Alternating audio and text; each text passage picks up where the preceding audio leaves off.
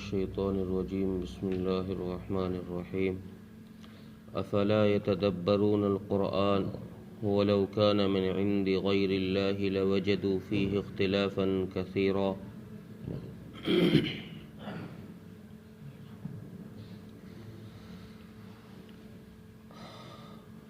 اس سے پہلے منافقین کی نفاقت کا تذکرہ اللہ تبارک و تعالیٰ نے کیا اور ان کی مذمت بیان کی، ان کی خباثت کو عوام الناس کے سامنے ظاہر کیا کہ یہ بڑے بدماش لوگ ہیں، چالاک لوگ ہیں کہ نبی جی یہ آپ کے پاس ہوتے ہیں تو آپ کی بات کرتے ہیں، اور جب آپ کے پاس سے چلے جاتے ہیں تو پھر یہ اپنے سرداروں کی بات کرتے ہیں۔ اس آیت میں اللہ تبارک و تعالیٰ نے عام انسانوں کو ایک حکم دیا، اور وہ حکم یہ ہے کہ سارے انسانوں کو یہ خطاب کیا جا رہا ہے کہ تم سب کی ذمہ داری ہے کہ تم قرآن میں غور و فکر کرو۔ افلا یتدبرون القرآن۔ یہاں کچھ باتیں سمجھنے کی ہیں۔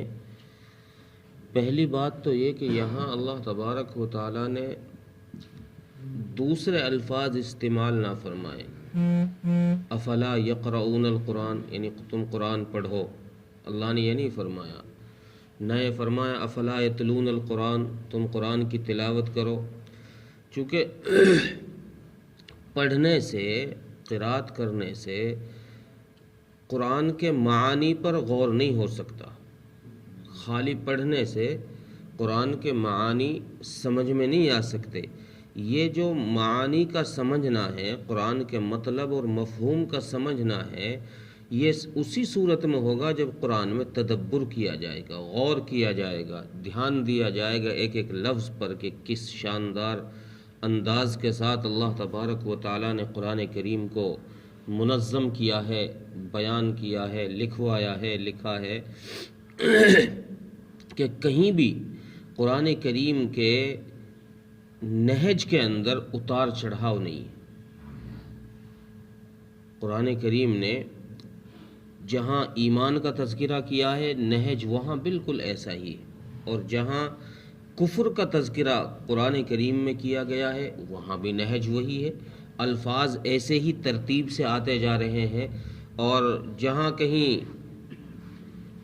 جنت و جہنم کا تذکرہ ہے وہاں بھی یہی ہے۔ تو اس سے یہ پتہ چلا کہ ایک بات تو یہ معلوم ہوئی کہ اللہ تبارک و تعالیٰ کے کلام میں اس کو صرف پڑھنا نہیں ہے بلکہ اس میں غور کرنا ہے۔ دوسری بات یہ کہ تدبر اور تفکر، جو غور و فکر ہے، یہ کہنا کہ یہ صرف ائمہ اور مجتہدین کی ہی ذمہ داری ہے، یہ غلط ہے، یہ صحیح نہیں ہے۔ ہاں البتہ قرآن کے تدبر اور تفکر میں فرق و مراتب ہیں، درجات ہیں۔ ہر آدمی، جیسے علم کے درجات ہیں، علم میں درجات ہیں، کوئی چھوٹے لیول کا عالم ہے، کوئی بڑے لیول کا عالم ہے، کوئی اس سے بڑے لیول کا ہے، کوئی شیخ الحدیث ہے۔ تو جیسے علم کے درجات رکھے ہیں، اسی طریقے سے اللہ تبارک و تعالیٰ نے قرآن کریم میں تفکر اور تدبر کے بھی درجات رکھے ہیں۔ جو ائمہ مجتہدین کا تدبر ہے، ان کا تدبر یہ ہے کہ وہ ایک آیت سے ہزاروں مسائل نکال دیتے ہیں، ان کا کام ہی یہ ہے، یہ ان کا تدبر ہے۔ اس سے نیچے لیول کے جو عالم ہیں، ان کا کام یہ ہے کہ وہ قرآن میں تدبر کر کے ان مسائل کو جن کو ان مجتہدین نے، ان ائمہ نے نکالا ہے، ان مسائل تک پہنچ جائیں، ان کو سمجھ لیں۔ یہ اس سے نیچے لیول کے عالموں کا کام ہے۔ اسی طریقے سے عوام الناس کا کام یہ ہے کہ وہ قرآن کریم میں جب تدبر کرے تو قرآن کریم کی تفسیر کو، کسی اچھی تفسیر، اچھے عالم کی تفسیر کو پڑھے، اور اگر کہیں کوئی بات سمجھ میں نہ آئے تو اس سے خود سے ہی اس میں غور و فکر اور کوئی فیصلہ نہ کرے، بلکہ کسی عالم سے جا کے کرائے۔ اور یا پھر اصل یہ ہے، مفتی شفیع صاحب رحمۃ اللہ علیہ نے معارف القرآن میں لکھا ہے کہ اصل چیز تو یہ ہے کہ عوام الناس کو خود نہیں پڑھنا چاہیے، بہتر طریقہ یہ ہے کہ اس تفسیر کے ساتھ قرآن کو سبقاً کسی عالم سے پڑھے، تھوڑا تھوڑا کر کے کسی عالم کے پاس جا کر تفسیراً اس کو پڑھے، تاکہ اس کے تدبر و تفکر میں، سمجھنے میں کوئی غلطی نہ ہو، جہاں اس کو کوئی شبہ ہو تو استاد سامنے سے بتا دے۔ اگر یہ نہیں ہوگا، کسی اچھے عالم کی تفسیر کو نہیں پڑھا جائے گا اور نہ ہی کسی عالم سے سبقاً پڑھا جائے گا، بلکہ عوام الناس خود سے ہی اس میں تفسیریں پڑھ کر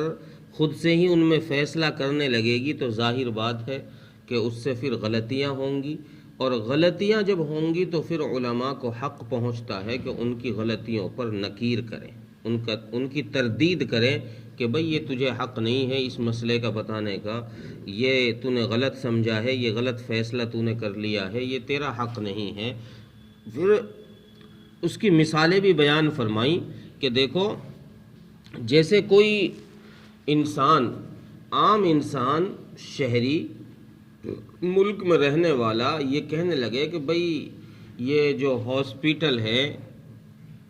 ان میں ڈاکٹروں کا ہونا، یہ ڈاکٹری جو مریضوں کا علاج کر رہے ہیں، یہ ان کا کوئی ٹھیکہ تھوڑی ہے، ان کے باپ کی جاگیر تھوڑی ہے، ہم بھی اس شہر کے ناگرک ہیں، ہمیں بھی ڈاکٹری کی اجازت دی جائے، ہم بھی لوگوں کا علاج کریں گے۔ یا اسی طریقے سے کوئی کم عقل آدمی یہ کہے کہ بھئی ملک میں جو سرنگیں بن رہی ہیں، بلڈنگیں بن رہی ہیں، نہریں کھودی جا رہی ہے، یہ کام صرف انجینئروں کو کیوں دیا جا رہا ہے؟ ہم بھی تو عقل مند ہیں، ہمیں دے دو، ہم کر دیں گے۔ اسی طریقے سے کوئی کم عقل آدمی یہ کہنے لگے کہ ملک کے قانون، ملک کے نظام کا چلانا یہ قانون منتری کو کیوں دیا گیا ہے،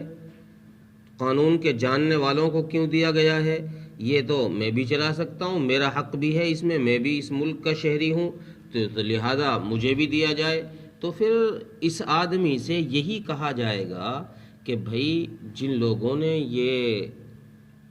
عہدے سنبھال رکھے ہیں، ان عہدوں کو سنبھالنے سے پہلے ان لوگوں نے اپنے کئی سال اس فن کو سیکھنے میں لگائے، تب جا کر ان کے پاس یہ ڈگری آئی ہے، تب جا کر یہ اس قابل بنے ہیں کہ ان کو یہ کام سونپا جائے۔ تو قرآن مقدس کیا ایسا لاوارث کلام ہے کہ اس کو سمجھنے کے لیے کوئی ڈگری حاصل نہ کی جائے، بس ایسے ہی سمجھ لیا جائے؟ بلکہ قرآن مقدس اعلیٰ کلام ہے، اس کو سمجھنے کے لیے بھی پہلے جو ان مولویوں نے، ان مفتیوں نے، مفسرین نے جو کئی سالیں لگائی ہیں، یہ یوں ہی تھوڑی ڈگریاں مل گئی ہیں کہ عام آدمی بھی آ کے کہہ دے کہ میں بھی مفسر، کسی بھی تفسیر کو اٹھا کے پڑھ لے اور آ کر کہہ دے کہ جیسے یہ مولوی مفسر ہے ایسے ہی میں بھی مفسر ہوں، جیسے یہ مفسر ہے ایسے ہی میں بھی ہوں مفسر۔ تو یہ چیز غلط ہے، اس پر پھر نکیر کی جائے گی، کہا جائے گا کہ بھائی اپنے عقل کا علاج کرا، جو یہ مفسر ہے اس نے اس تفسیر کی ڈگری کو لینے کے لیے اس نے کئی سال لگائے ہیں، اس نے اپنا گھر بھی چھوڑا ہے، ماں باپ بھی چھوڑے ہیں، یہ سارے رشتہ داروں سے الگ رہا ہے، اس نے ہر طرح کی قربانی دی ہے، تب جا کر اس کو یہ ڈگری حاصل ہوئی ہے۔ تو بھی یہ ڈگری لینا چاہتا ہے تو خالی تفسیر پڑھ کر نہیں، اس کی طرح پہلے قربانی دے، 2-4 سال کسی کے پاس جا کر سیکھ، پھر پتہ چلے گا تجھے کہ کیا ہوتی ہے تفسیر اور کیا ہوتا ہے قرآن کا تدبر۔ تو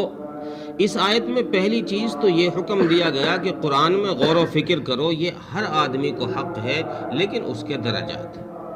کے درجات ہیں غور و فکر کے، کہ کون آدمی کہاں تک غور و فکر کر سکتا ہے،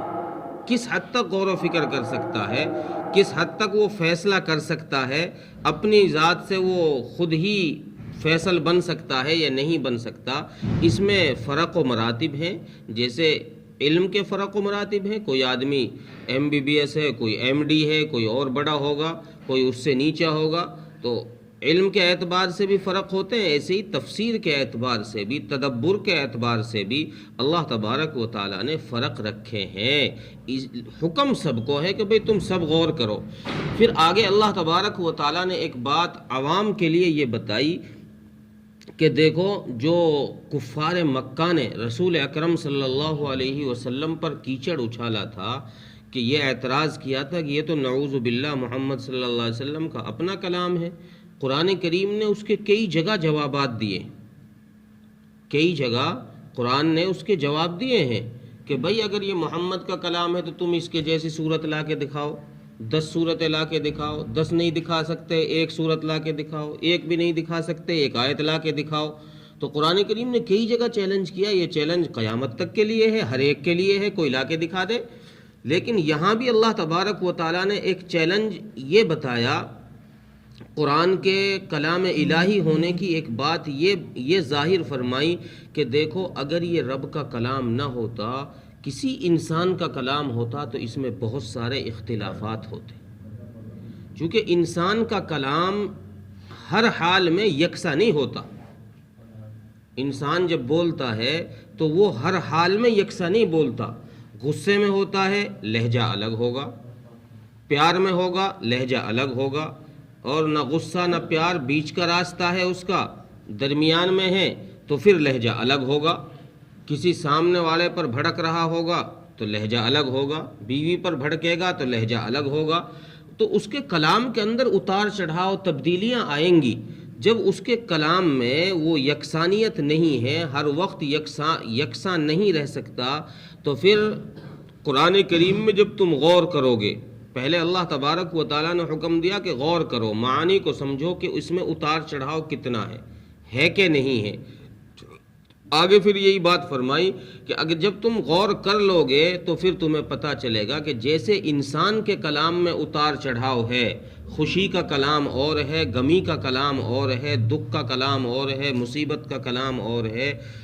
تو قرآن کریم میں جب تم غور کرو گے تو پھر قرآن کے لہجے کو تم پاؤ گے کہ یہ کفر کی حالت میں بھی اسی ترتیب سے چل رہا ہے، ایمان بیان ہو رہا ہے اسی ترتیب سے چل رہا ہے، جنت و جہنم کے تذکرے ہو رہے ہیں تب بھی اسی ترتیب سے چل رہا ہے، اور جب حقوق اللہ اور حقوق العباد کا تذکرہ کیا جا رہا ہے پھر بھی اس کی یہی رفتار ہے، اس میں کسی قسم کی کوئی کمی بیشی نہیں کی گئی ہے. اس سے صاف پتہ چلتا ہے کہ قرآن رب کا کلام ہے، انسانوں کا بنایا ہوا کلام نہیں. اگر انسانوں کا بنایا ہوا کلام ہوتا تو پھر تم اس کلام کے اندر بہت سارے اختلافات پاتے، بہت سارے اختلافات اس میں ہو جاتے. ترجمہ دیکھیں، افلا یتدبرون القرآن، کیا وہ قرآن میں غور نہیں کرتے؟ وَلَوْ كَانَ مِنْ عِنْدِ غَيْرِ اللَّهِ لَوَجَدُوا فِيهِ اخْتِلَافًا كَثِيرًا، اگر وہ اس میں غور کرتے تو یہ پاتے کہ یہ اللہ کے علاوہ کسی اور کا کلام نہیں ہے. اگر کسی اور کا کلام ہوتا تو اس میں بہت سارے اختلافات پاتے. اللہ تعالیٰ توفیق عطا فرمائے. آمین.